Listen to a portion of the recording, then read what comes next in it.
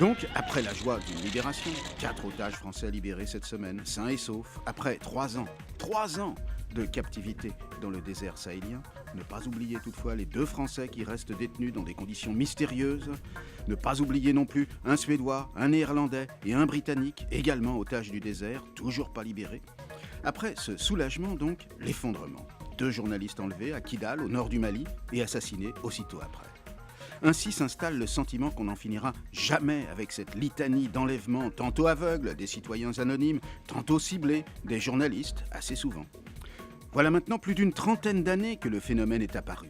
Après l'Iran de Khomeini et ses otages de l'ambassade américaine, ce fut au tour du Liban de faire la une des enlèvements, puis ils n'ont plus cessé de l'Atlantique à l'océan Indien. Curieusement, leur ignominie, pourtant évidente, ne fait pas vraiment débat dans les sociétés diverses où ils ont cours. Les victimes de ces ravisseurs ont, elles, en revanche, une qualité unique, toujours la même. Ce sont des citoyens de démocratie.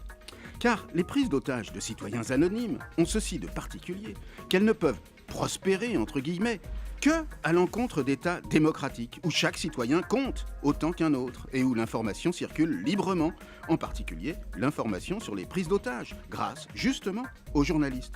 Si personne n'était jamais au courant de ces enlèvements, il perdrait tout intérêt. Au lieu d'enlever et d'exécuter les journalistes, ces ravisseurs obtus feraient donc mieux, très paradoxalement, de dire merci à ces héros de la démocratie.